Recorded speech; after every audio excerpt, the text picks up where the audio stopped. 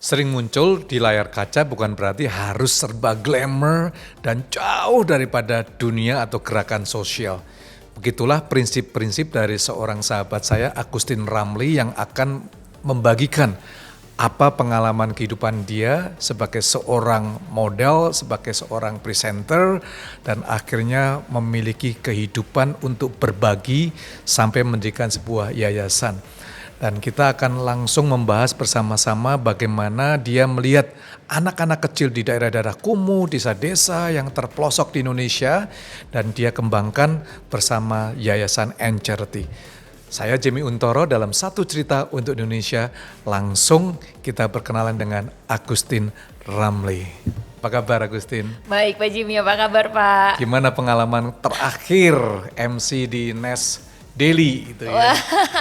Seru banget ya itu. Ya, it was amazing. Aku bersyukur banget ya karena bisa melihat bahwa semua orang di dunia ini dan ternyata di Indonesia ini banyak sekali orang-orang yang suka dan banyak yang fokus di dunia konten. Dan sebagai content creator itu bisa banyak sekali orang-orang yang bisa dari jauh langsung deket karena dengan adanya sosial media. Emangnya you kenal dengan siapa tuh, Yasin ya? Nusir Yasin. Yasin kok sampai dia pilih you sebagai MC-nya? Akhirnya kenal, tadi awalnya gak kenal, bersyukur banget karena timnya mereka yang hubungin aku, jadi aku kayak amazed gitu kan, hah bener nih gitu. Ini Fornas Summit yang pertama soalnya di dunia kan di Jakarta. Jakarta ya iya, kemarin ya. Baru ke Dubai, jadi yang aku seneng banget sama dunia sosial media, aku juga bikin konten, jadi aku kayak wah ini kesempatan banget, saya privilege, saya honor for me gitu. Apalagi dia kasih kita sebagai orang Indonesia sendiri yang MC, bukan dia bawa dari Dubai ya gitu kan. So it was amazing ketemu dengan teman-teman content creator, speakernya juga bagus-bagus semuanya, dan semoga Indonesia sendiri juga akan lebih berkembang ya dengan konten yang bermutu, yang kreatif pastinya. Ya, Agustin, back to your story ya. Dari seorang wanita lalu you mengembangkan karir you sampai saat ini, bisa cerita sedikit nggak your journey of life? Oke, ya Pak Jimmy, teman-teman semua. Jadi aku awalnya itu start dari modeling pas kuliah, terus aku menang beberapa beauty pageant. Oke. Nah itu karir sebagai step ya, biar lebih naik lagi di dalam dunia entertainment di pekerjaan aku, main film, main sinetron. Tapi akhirnya aku lebih suka di dunia presenter. Nah sejalan dengan kerjaan aku banyak bawa talk show pagi di beberapa TV swasta gitu ya, dan itu cukup bagus karena boleh sebut channelnya gak sih? Boleh, boleh. Lama banget aku di TV One bawa coffee break pagi ngobrol-ngobrol kayak gini. Seneng banget akhirnya aku malah yang ditanya kali ini apa Jimmy gitu ya. Jadi banyak ketemu orang kan, kita narasumbernya kan ganti-ganti semua. Mereka suka tanya, Agustin kamu kalau pulang syuting ngapain gitu. Aku bilang, oh aku lagi ngurusin anak-anak di ini, anak-anak daerah kumuh, aku bilang gitu. Nah dari situ aku kayak ternyata banyak ya orang yang mau support. Awal rintisnya sih karena aku kuliah psikologi, terus aku lihat anak-anak ini sebenarnya adalah masa depan bangsa kita. Jadi aku lebih suka ke psikolog anak. Nah, udah mulai bikin tugas-tugas tuh relate-nya sama anak. Tapi baru projectnya kayak hit and run gitu, Pak Jimmy. Ya kalau saya lihat your journey ya, I do some little research sedikit. By the way guys, ini hobinya juga selain golf, hobi yang favorit saya sama-sama. Ntar kita goes bareng-bareng deh ya. Speednya juga sama nih. Itu selamat ya. Jadi saya harus di belakang you kelihatannya. Kebalik dong, aku dilindungin belakang Pak Jimmy aja. Kita akan lihat nanti gimana dia goes di tempat charity-nya ya. Oh boleh banget Pak, nanti biasanya kita goesnya ke arah Bali karena kita ada rumah singgah di Bali.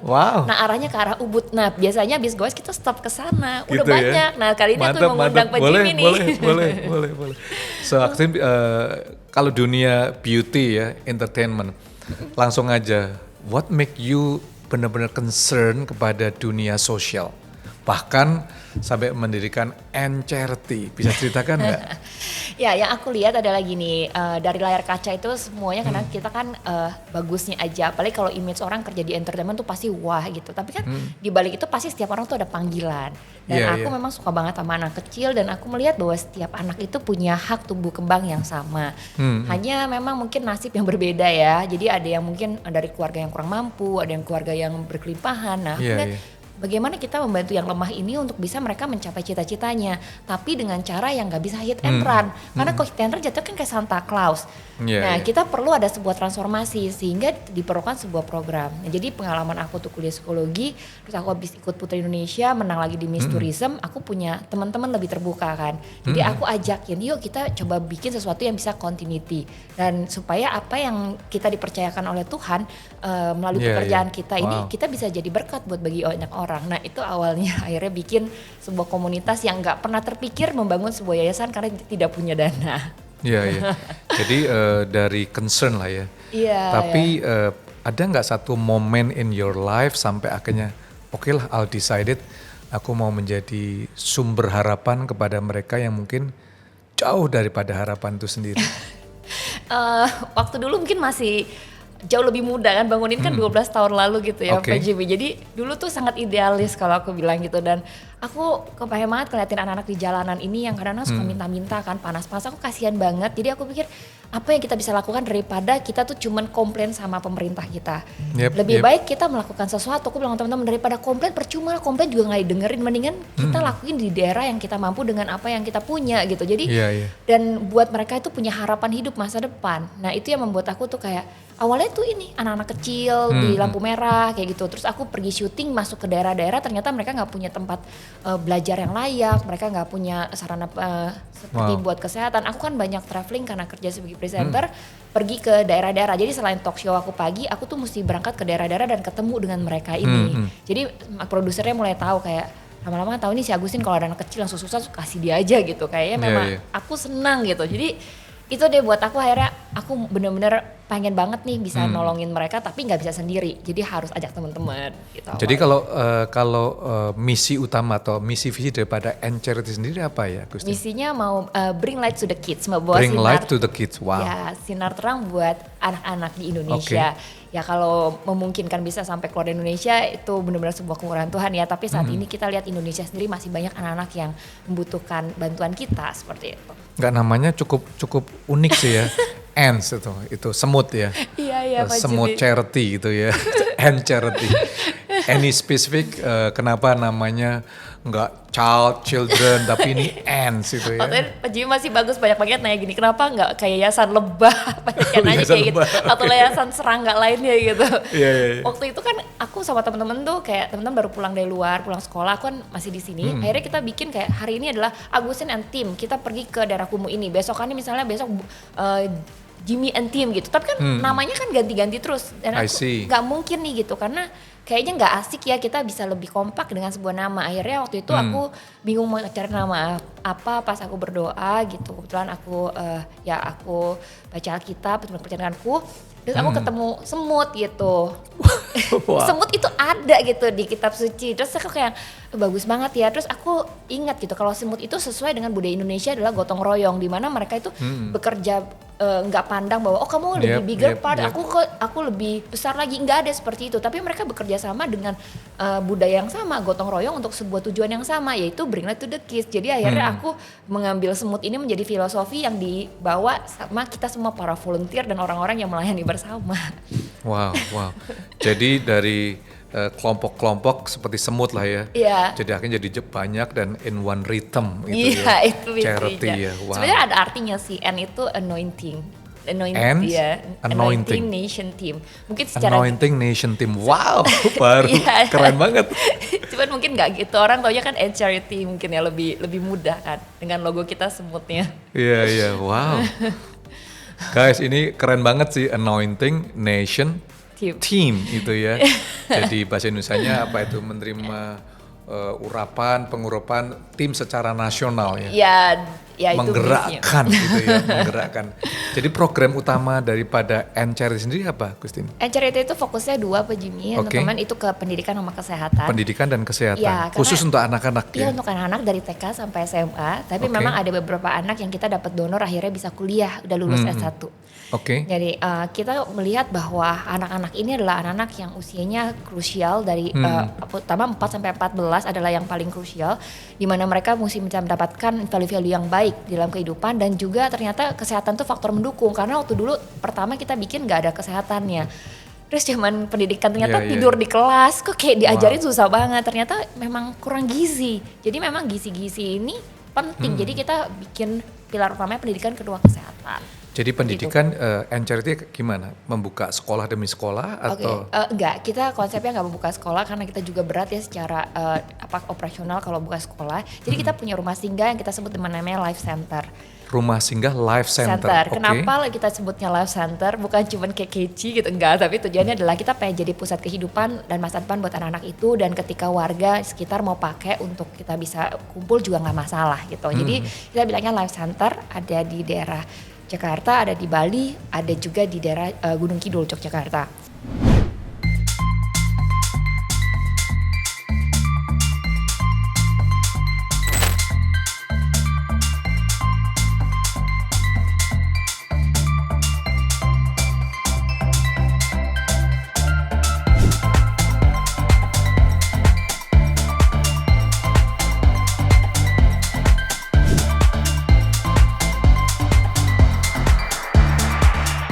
Awalnya itu ya pertama ya TK di sini dari A sampai B sampai selesai. Terus adalah les gitu N-Charity dari donatur N-Charity itu mengundang ke rumah, ada undangan bahwa Oslan sama Disti diberikan kesempatan untuk les di N-Charity. Udah ada kalau Oslan hampir 10 tahun, kalau Disti jalan 4 tahun. Ikut N-Charity dari kecil, dari TK ya? Dari kelas 1 SD.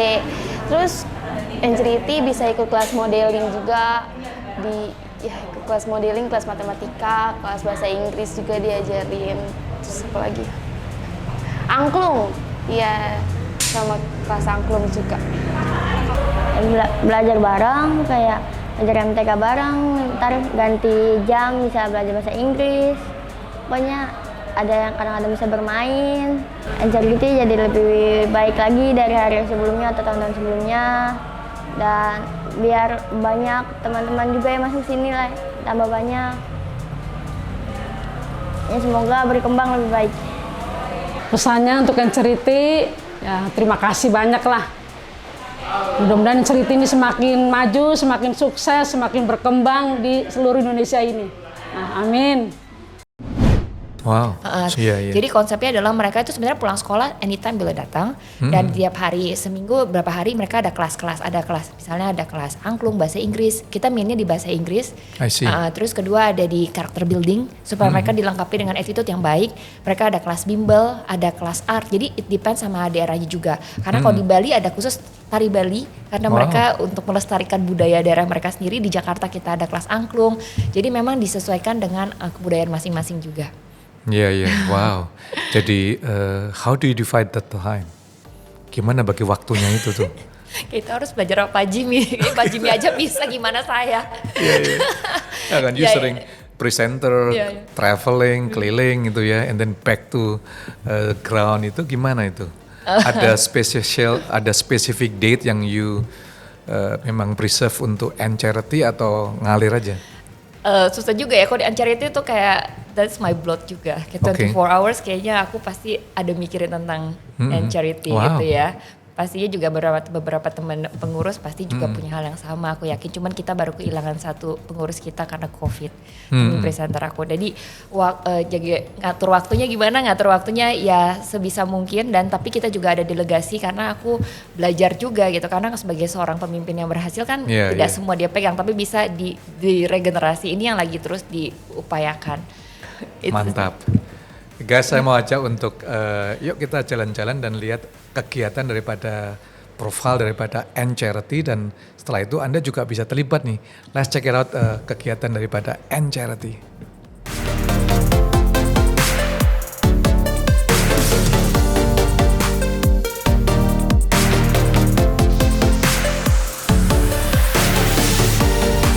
Jimmy Untoro, jangan lupa untuk like, subscribe, and comment, dan nyalakan lonceng notifikasi Anda untuk event yang berikutnya, Satu Cerita untuk Indonesia.